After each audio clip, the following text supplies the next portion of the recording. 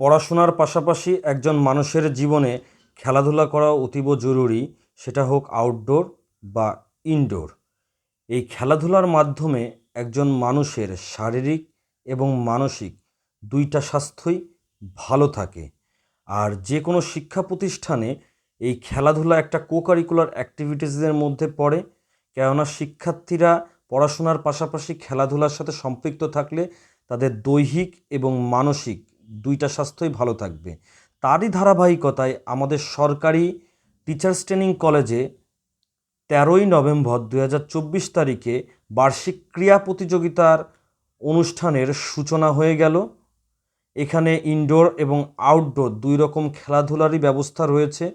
যেহেতু আমাদের একটু বয়স বেশি হয়ে গিয়েছে, এই কারণে বড় বড় ধরনের আসলে আউটডোর গেমগুলো একটু কমই পাওয়া যাবে এবং আপনাদেরকে দেখানোর চেষ্টা করব সেই ভিডিওগুলো।